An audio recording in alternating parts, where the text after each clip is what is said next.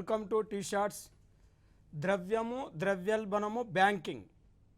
ద్రవ్యం ఆవిర్భవించక పూర్వం ఆర్థిక వ్యవస్థలో వస్తు మార్పిడి పద్ధతి ఉంది. బార్టర్ సిస్టమ్ అంటాం. అంటే బార్టర్ సిస్టమ్ అంటే వాస్తవానికి క్యూ అంటే వస్తువుకు బదులు వస్తువును మార్చుకోవటాన్ని వస్తు మార్పిడి పద్ధతి అంటారు. ఈ వస్తు మార్పిడి పద్ధతిలోని లోపాలను సవరించడానికి ఆర్థిక వ్యవస్థలో ఉద్భవించిందే ద్రవ్యం.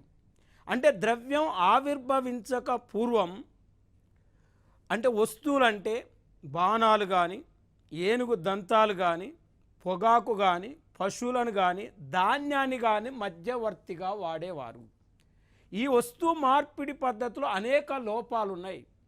కోరికల మధ్య సమన్వయం లేకపోవటం, వస్తువును ఒక చోటు నుంచి మరొక చోటుకి తరలించడంలో ఇబ్బందులు, వస్తువును ఎక్కువ కాలం నిల్వ చేయడానికి వీలు లేకపోవటం, వస్తువులకు ఖచ్చితమైన కొలమానం కట్టలేకపోవటం, ప్లస్ సేవలకు విలువ కట్టడంలో లోపాలు ఉండటంతో ఆర్థిక వ్యవస్థలో ద్రవ్యం అనేది ఉద్భవించింది.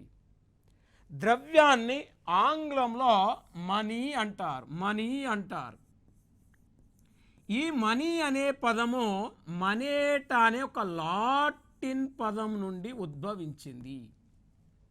మనేట్ అనే ఒక లాటిన్ పదం నుండి ఉద్భవించింది. మనేట్ అనగా రోమ్ దేశంలో ఒక దేవత పేరు. ఈ దేవత పేరు అంటే రోమ్ దేశంలో అనేక మంది ప్రజలు తమ యొక్క కోరికలను తీర్చుకోవటం కోసం మనేట్ అనే దేవతను సందర్శించేవారు.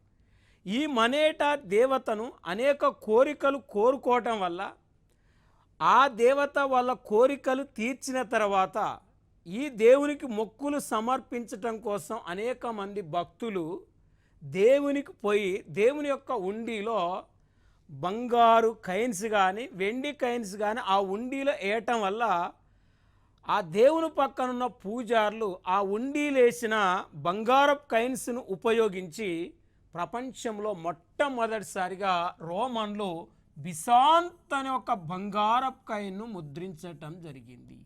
ప్రపంచంలో మొట్టమొదటిసారిగా ముద్రించిన కైన్ పేరు బిసాంత్ అని ఒక బంగారు కైను.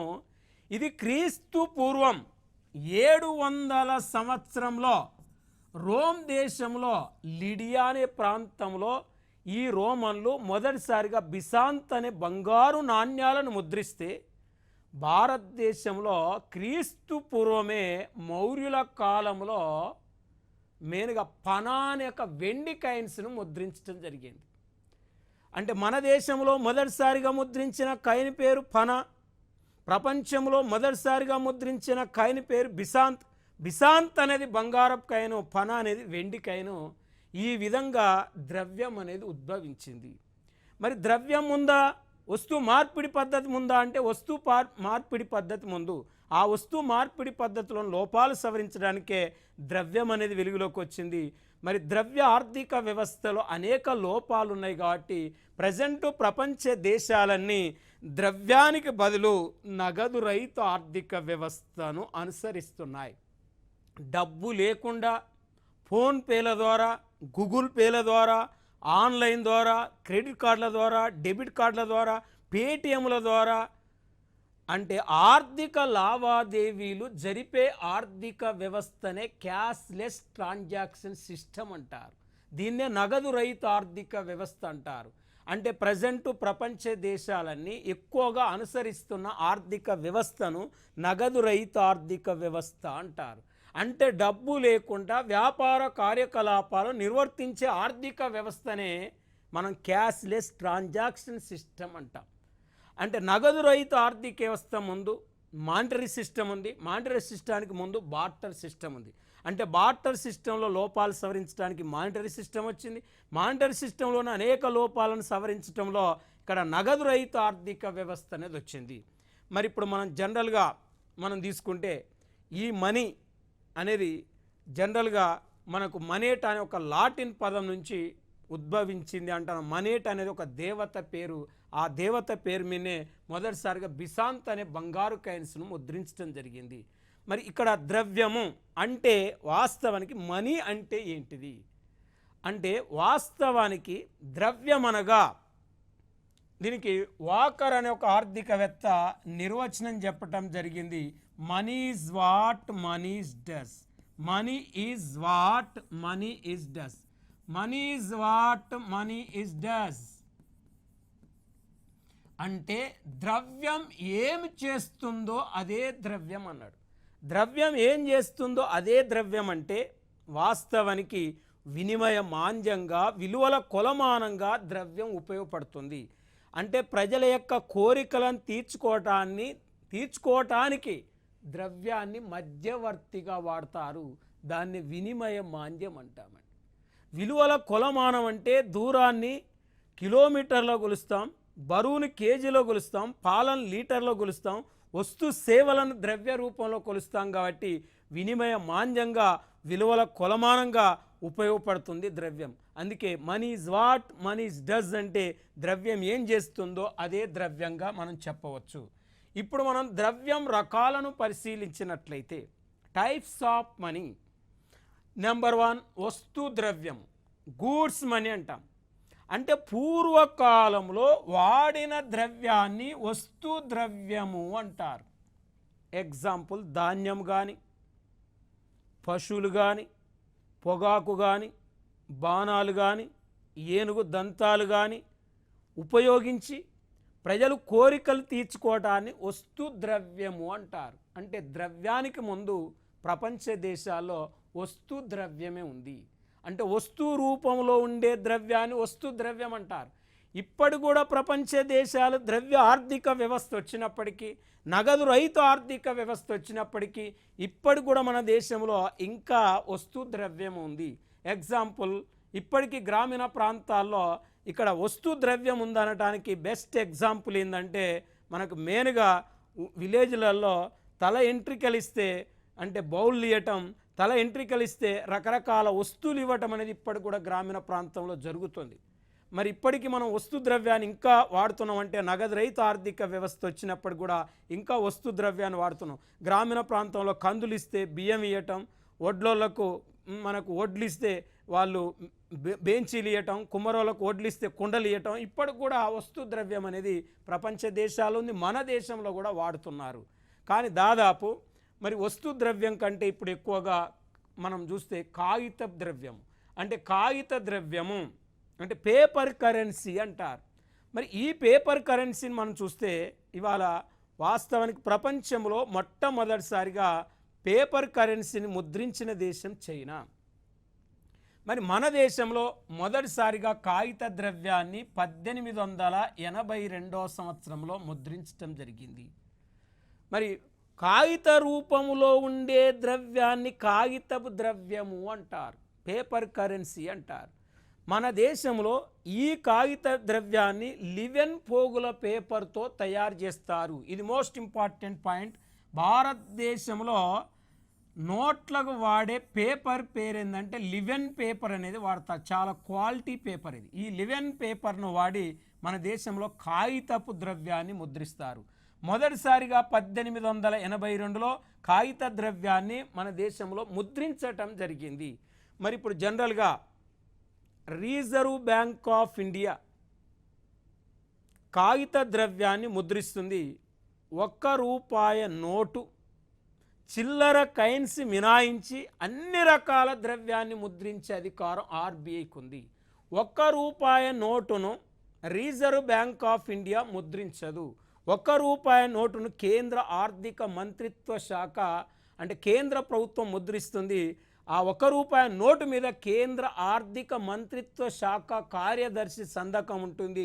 ₹1 నోటు మినాయించి అన్ని రకాల నోట్ల మీద ఆర్బీఐ గవర్నర్ యొక్క సంతకం ఉంటుంది.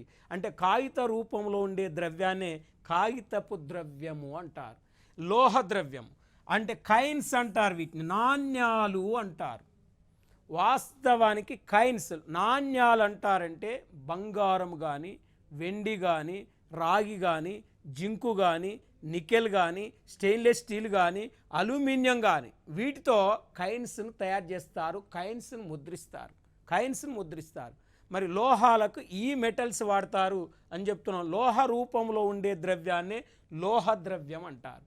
మరి ఈ కాగిత ద్రవ్యము లోహ ద్రవ్యంను మనం జనరల్గా తీసుకుంటే వాస్తవానికి ఇక్కడ చట్టబద్ధమైన ద్రవ్యం, లీగల్ మనీ అంటారు. అంటే చట్టబద్ధమైన ద్రవ్యం అంటే కేంద్ర ప్రభుత్వం కానీ రిజర్వ్ బ్యాంకు కానీ ముద్రించిన ద్రవ్యాన్ని చట్టబద్ధమైన ద్రవ్యము అంటారు. కేంద్ర ప్రభుత్వము రిజర్వ్ బ్యాంకు ముద్రించిన ద్రవ్యాన్ని చట్టబద్ధమైన ద్రవ్యం అంటారు. ఎగ్జాంపుల్, ఈ చట్టబద్ధమైన ద్రవ్యానికి ఉదాహరణ ఇక్కడ మనం చూస్తే నోట్లు చట్టబద్ధమైన ద్రవ్యమే, మరి కాయిన్స్ చట్టబద్ధమైన ద్రవ్యమే. నోట్లు కాయిన్స్ అంటే ₹1 నోటు నుంచి 2000 రూపాయల నోటు వరకు కావచ్చు. మరి వాస్తవానికి ₹1 కాయిన్ నుంచి ₹1 కాయిన్స్, ₹2 కాయిన్స్, ₹5 కాయిన్స్, ₹10 కాయిన్స్, ఇటీవల RBI ₹20 కాయిన్స్ని కూడా విడుదల చేయటం జరిగింది.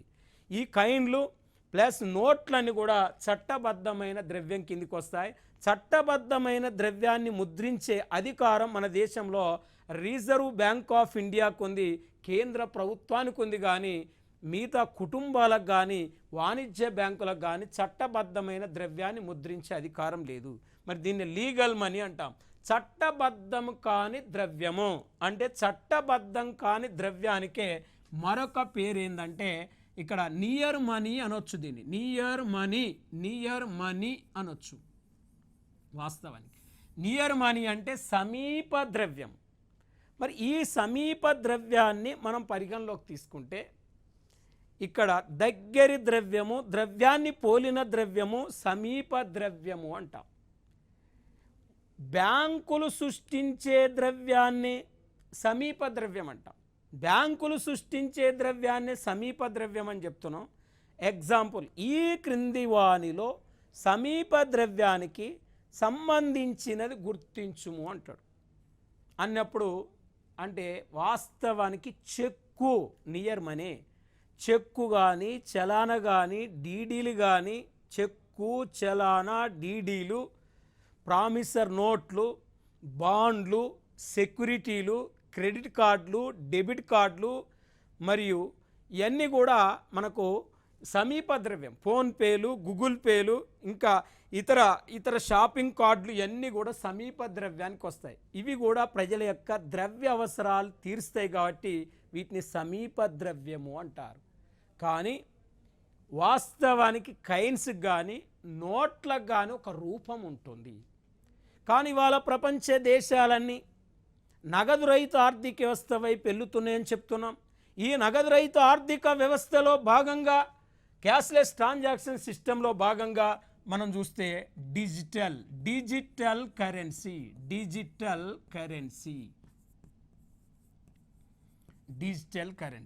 మరి ఇక్కడ డిజిటల్ కరెన్సీని మనం చూస్తే డిజిటల్ కరెన్సీ అంటాం. దీన్ని వాస్తవానికి దీన్నే ఇంకో భాషలో క్రిప్టో కరెన్సీ అంటారు. అంటే డిజిటల్ కరెన్సీకే మరొక పేరు క్రిప్టో కరెన్సీ, పర్సనల్ కరెన్సీ అంటారు. దీన్ని మనం చూడలేము, దీన్ని మనం తాకలేము, దీనికి ఒక భౌతిక రూపం ఉండదు, దీనికి ఒక స్పర్శ ఉండదు. అంటే కంప్యూటర్లలో సృష్టించే కరెన్సీని మనం డిజిటల్ కరెన్సీ అంటాం. వాస్తవానికి 2009వ సంవత్సరంలో మొట్టమొదటిసారిగా డిజిటల్ కరెన్సీగా సృష్టించబడిన కరెన్సీ ఏంటంటే బిట్ కాయిన్. అంటే బిట్ కాయిన్ అనేది మొదటిసారిగా డిజిటల్ రూపంలో తయారు చేయబడ్డ కరెన్సీ. దీనిని 2009వ సంవత్సరంలో సంతోషి నాకోమోటో అనే వ్యక్తి రూపొందించడం జరిగింది. అంటే ప్రపంచంలో మొదటిసారిగా డిజిటల్ కరెన్సీని రూపొందించిన మహానుభావుడు సంతోషి నాకోమోటో అనే వ్యక్తి మొదటిసారిగా డిజిటల్ కరెన్సీని సృష్టించడం జరిగింది. దీన్ని ఎలక్ట్రానిక్ కరెన్సీ అని అంటారు. ఆల్రెడీ చెప్పాను, దీనికి ఒక భౌతిక రూపం ఉండదు, దీన్ని తాకలేము, చూడలేము అని చెప్పినాం. అయితే వాస్తవానికి మనం జనరల్గా మనం ఒక్కసారి చూస్తే 2019వ సంవత్సరంలో రిజర్వ్ బ్యాంక్ ఆఫ్ ఇండియా ఈ డిజిటల్ కరెన్సీని నిషేధిస్తూ ఒక చట్టం తీసుకొచ్చి కూడా ఆ చట్టాన్ని అమలు చేయకుండా మళ్ళీ 2020 నుంచి కూడా డిజిటల్ కరెన్సీని మళ్ళీ మన రిజర్వ్ బ్యాంక్ ఆఫ్ ఇండియా అనుమతించింది.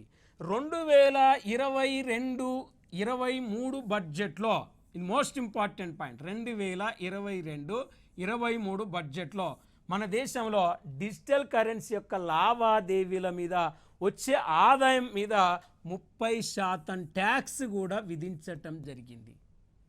అంటే ఈ డిజిటల్ కరెన్సీని నిషేధించాలని ఆర్బీఐ 2019లో ఒక చట్టం తీసుకొచ్చింది. మళ్ళీ ప్రపంచ దేశాలన్నీ డిజిటల్ కరెన్సీ అనుసరిస్తున్న నేపథ్యంలో 2020 సంవత్సరంలో రిజర్వ్ బ్యాంక్ ఆఫ్ ఇండియా ఈ చట్టాన్ని ఉపసంహరించుకొని కేంద్ర ప్రభుత్వం ఇలా 2022-23 బడ్జెట్లో, అంటే మనం ఆన్లైన్లో కొనుగోలు చేసే కరెన్సీని డిజిటల్ కరెన్సీ అంటాం. ఈ ఆన్లైన్లో డిజిటల్ కరెన్సీని కొని ఆన్లైన్లో డిజిటల్ కరెన్సీ అమ్మినప్పుడు ఆ వచ్చే ఆదాయం మీద 30% కేంద్ర ప్రభుత్వం ట్యాక్స్ విధిస్తుంది. అంటే మన దేశం కూడా ఇవాళ డిజిటల్ కరెన్సీని ప్రోత్సహిస్తుంది. Reserve bank of India, RBI, reserve bank of India 2022 December 1వ తారీఖు నాడు ఈ రూపీని కూడా భారతదేశంలో ప్రవేశపెట్టింది. ఈ రూపీని కూడా మన దేశంలో ప్రవేశపెట్టడం జరిగింది. మరి ఈ రూపీని మన దేశంలో ప్రవేశపెట్టారు అని చెప్తున్నాం. ఇక్కడ ఈ రూపాయను కూడా రిజర్వ్ బ్యాంక్ ఆఫ్ ఇండియా మన దేశంలో విడుదల చేసిందని చెప్తున్నాం. మరి ఇంకా మనం చూస్తే భారతదేశం రూపాయికి సింబల్ ఎప్పుడు మార్చారు? భారతదేశ రూపాయి సింబల్ అనేది ప్రజెంట్ ఇది భారతదేశ రూపాయి సింబల్ ఇది. అంటే వాస్తవానికి దేవనాగర లిపి భాషలో ఉంటుంది. ఈ రూపాయి సింబల్ మీద 2009 మార్చి 5న ఒక పోటీ నిర్వహించడం జరిగింది. ఈ పోటీలో బొంబాయి ఐఐటి చెందిన ఉదయ్ కుమార్ బొంబాయి ఐఐటి చెందిన ఉదయ్ కుమార్ ఈ యొక్క రూపాయి సింబల్ మీద డిజైన్ వేయటం జరిగింది. అంటే రూపాయి సింబల్ను సూచించింది ఎవరంటే, రూపాయి సింబల్ మీద 2009 మార్చి 5న ఒక పోటీ నిర్వహిస్తే ఈ పోటీలో అనేక మంది పాల్గొనటం జరిగింది. ఆ పాల్గొన్న దాంట్లో బొంబాయి ఐఐటి చెందిన ఉదయ్ కుమార్ అనే వ్యక్తి ఈ రూపాయి సింబల్ను సూచించడం జరిగింది. ఇది ప్రజెంట్ మీరు చూడండి 2010 జూలై నుంచి ఈ రూపాయి సింబల్ని మన దేశంలో అమలు చేస్తున్నారు. ఇది దేవనాగర లిపి భాషలో ఉంటుంది. అంటే ఈ రూపాయి సింబల్ సూచించింది ఎవరు అనేది మన పోటీ పరీక్షలు అడుగుతాడు. మనం గుర్తుపెట్టుకోవాల్సింది ఏంటంటే ఉదయ్ కుమార్ పేరు గుర్తుపెట్టుకోవాలా. ఆయన ఏ స్టూడెంట్ అంటే బొంబాయిలో ఐఐటి చెందిన స్టూడెంటో ఈ సింబల్ను సెలెక్ట్ చేయటం జరిగింది. మరి ఇప్పుడు ఇది ఒకటి పోటీ పరీక్షల్లో ఇంపార్టెంట్ పాయింట్. నెక్స్ట్ మనం తీసుకుంటే మన దేశంలో ముద్రణ కేంద్రాలు, అంటే ముద్రణ కేంద్రాలు మనం తీసుకుంటే భారత ముద్రణ కేంద్రం ఇండియన్ ప్రింటింగ్ ప్రెస్. ఈ ఇండియన్ ప్రింటింగ్ ప్రెస్ ఎక్కడుంది అంటే వాస్తవానికి నాసిక్లో ఉంది. మరి ఈ నాసిక్లో ఉన్న ఇండియన్ ప్రింటింగ్ ప్రెస్ ఇక్కడ ఏం ముద్రిస్తారంటే ఎస్బీఐ చెక్కులు, ఆర్బీఐ చెక్కులు, మరి కిసాన్ వికాస్ పత్రాలు, ఇందిరా వికాస్ పత్రాలు, పోస్టల్ స్టాంపులు, money order forms plus passports, ఇవి మరి జుడిషియల్ స్టాంపులు, నాన్ జుడిషియల్ స్టాంపులు ముద్రిస్తారు ఇక్కడ. ఏది భారత ముద్రణ కేంద్రం. మరి కరెన్సీ నోట్ ప్రెస్ ఎక్కడుంది? కరెన్సీ నోట్ ప్రెస్ అంటే ఈ కరెన్సీ నోట్ ప్రెస్ కూడా నాసిక్లో, మహారాష్ట్రలోని నాసిక్లో ఉంది. కరెన్సీ నోట్ ప్రెస్ కూడా. ఇక్కడ కరెన్సీ నోట్లను ముద్రిస్తారు. 1 రూపాయి నోటు, 2 రూపాయల నోటు, 5 రూపాయల నోటు, 10 రూపాయలు, 50 రూపాయలు, 100 రూపాయలు, 2000 రూపాయల నోట్లు ఇక్కడ ముద్రిస్తారు. ఇది కరెన్సీ నోట్ ప్రెస్ ఎక్కడుంది అని చెప్పినామంటే వాస్తవానికి మహారాష్ట్రలో నాసిక్లో ఉంది. ఈ బ్యాంకు నోట్ ప్రెస్ ఎక్కడుందంటే దేవాస్లో ఉంది. మధ్యప్రదేశ్లోని దేవాస్లో బ్యాంకు నోట్ ప్రెస్ ఉంది. మరి ఇక్కడ మనం చూస్తే 20 రూపాయలు, 50 రూపాయలు, 100 రూపాయలు, 200 రూపాయల నోట్లు, 500 రూపాయల నోట్లు, 2000 రూపాయల నోట్లు ఇక్కడ ముద్రిస్తారు. ఇదివరకు 1000 రూపాయల నోటును కూడా ఇక్కడే ముద్రించేవారు. ఇప్పుడు 1000 రూపాయల నోట్ అనేది లేదు కాబట్టి మరి 20, 50, 100, 2000, మనకు 500, 200, 200, 2000 నోట్లు ఇక్కడ ముద్రిస్తారు. 20, 50, 100, 500, 200, 2000 నోట్లు ముద్రిస్తారు. ఎక్కడ? బ్యాంకు నోట్ ప్రెస్ ఎక్కడుంది? దేవాస్లో ఉంది. అంతేకాకుండా కరెన్సీ నోట్లకు వాడే ఇంకు ఫ్యాక్టరీ కూడా దేవాస్లో ఉంది. మరి అదే బ్యాంకు నోట్ ప్రెస్ అంటే దేవాస్లో ఉంది, ఇక్కడ కరెన్సీ నోట్ల ప్రెస్ ఇక్కడ ఉంది, అక్కడ ఇది బ్యాంకు నోట్ ప్రెస్, అది కరెన్సీ నోట్ ప్రెస్. అధునాతన కరెన్సీ నోట్ల కేంద్రాలు. ఈ అధునాతన కరెన్సీ నోట్ల కేంద్రాలను ఎక్కడ ఏర్పాటు చేయబోతున్నారంటే మరి ఇక్కడ వాస్తవానికి పశ్చిమ బెంగాల్ రాష్ట్రంలోని సాల్బోనిలో అధునాతన కరెన్సీ నోట్ల కేంద్రం ఉంది. పశ్చిమ బెంగాల్ రాష్ట్రంలో మరి సాల్బోనిలో ఉంది. తర్వాత మనకు మరి కర్ణాటకలోని మైసూర్లో మరొక అధునాతన కరెన్సీ నోట్ల కేంద్రం ఉంది. ఇక మనకు కరెన్సీ నోట్లకు వాడే వాస్తవానికి పేపర్ ప్రెస్.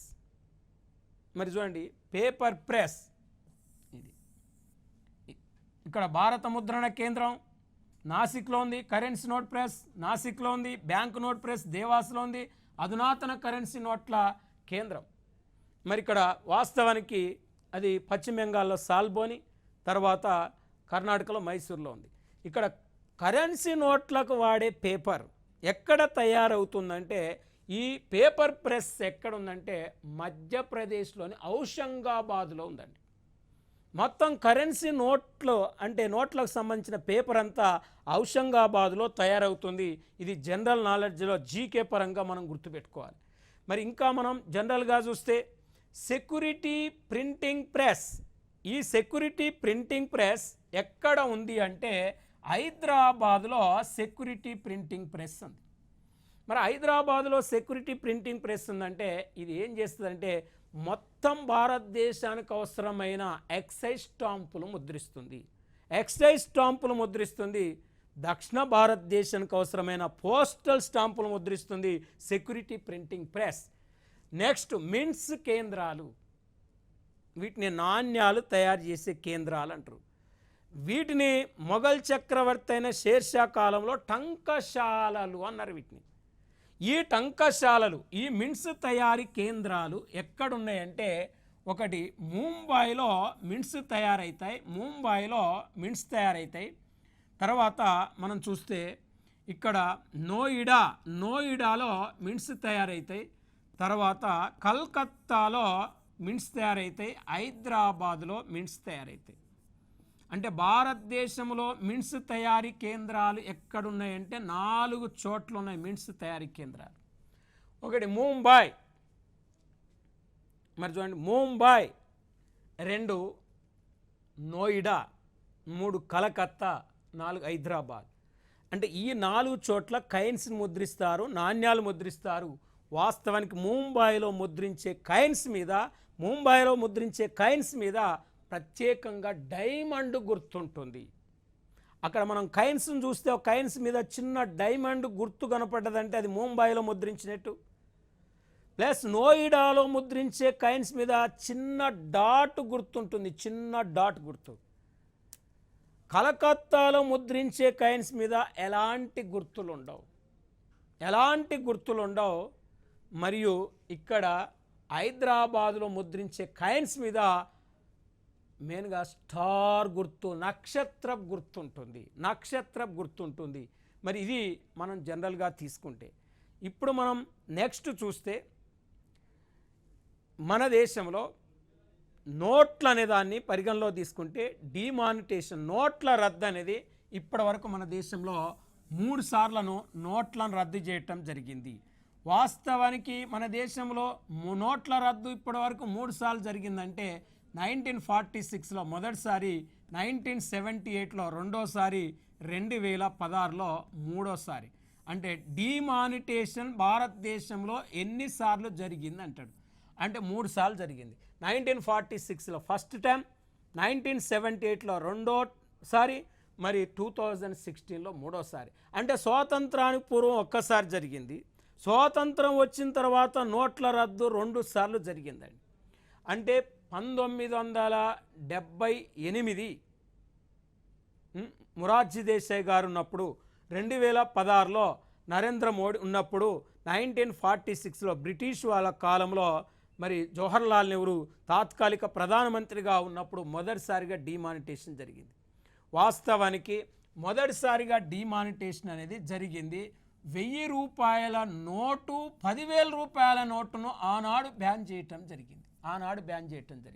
1000 రూపాయల నోటు, 10,000 రూపాయల నోటును ఆనాడు బ్యాన్ చేశారు. తర్వాత 1978వ సంవత్సరంలో వాస్తవానికి ఇక్కడ 1000 రూపాయల నోటును 500 అంటే 5,000 రూపాయల నోటును, 10,000 రూపాయల నోటును బ్యాన్ చేయటం జరిగింది. 2016వ సంవత్సరంలో 500 రూపాయల నోటును, 1000 రూపాయల నోటును బ్యాన్ చేయటం జరిగింది. అంటే 1000 రూపాయల నోటును బ్యాన్ చేయటం జరిగింది. ఇప్పటి వరకు మన దేశంలో 3 సార్లు డిమానిటేషన్ జరిగితే 46లో 1000 రూపాయల నోటు బ్యాన్ చేశారు, 78లో 1000 రూపాయల నోటు బ్యాన్ చేశారు, 2016లో 1000 రూపాయల నోటు బ్యాన్ చేశారు. ఎక్కువ సార్లు అంటే డిమానిటేషన్ జరిగిన నోట్ ఏంటంటే 1000 రూపీస్ నోటు. అయితే మరి 46లో 1000 రూపాయలు, 10,000 రూపాయల నోటును బ్యాన్ చేస్తే 1938వ సంవత్సరంలో 1000 రూపాయల నోటును, 10,000 రూపాయల నోటును ప్రింట్ చేశారు. అంటే 38లో 1000 రూపాయలు, 10,000 రూపాయల నోటును ప్రింట్ చేసి 46లో బ్యాన్ చేసిన తర్వాత మళ్ళీ 1954వ సంవత్సరంలో ఇక్కడ 1000 రూపాయల నోటును తిరిగి రీప్రింట్ చేశారు. 5,000 రూపాయల నోటును కొత్తగా ముద్రించారు. మళ్ళీ 10,000 రూపాయల నోటును తిరిగి ప్రింట్ చేశారు. ఈ ప్రింట్ చేసిన ఈ 3 నోట్లు 1978లో రద్దు చేశారు. రద్దు చేస్తే మన దేశంలో 1987లో తొలిసారిగా 500 రూపాయల నోటును ముద్రించారు. 87లో తొలిసారిగా 500 రూపాయల నోటును ముద్రిస్తే మళ్ళీ 1000 రూపాయల నోటును తిరిగి 2000 సంవత్సరంలో 1000 రూపాయల నోటును ముద్రించారు. ఈ ముద్రించిన 500 రూపాయల నోటు, ఈ ముద్రించిన 1000 రూపాయల నోటు 2016 నవంబర్ 8వ తారీఖు నాడు అంటే 2016 నవంబర్ 8వ తారీఖు నాడు మన దేశంలో 500 రూపాయల నోటును మరియు 1000 రూపాయల నోటును బ్యాన్ చేయటం జరిగింది.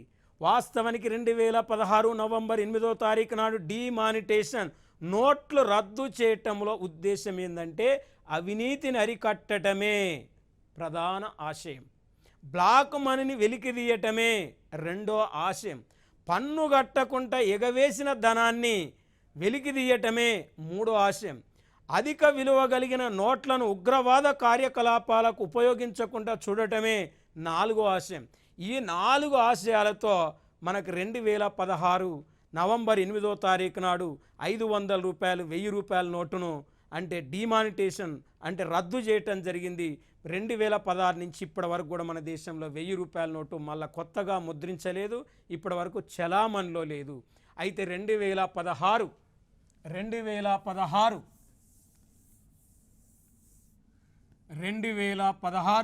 నవంబర్ 10వ తారీఖు నాడు మన దేశ చరిత్రలో మరియు కొత్త 500 రూపాయల నోటును ముద్రించారు.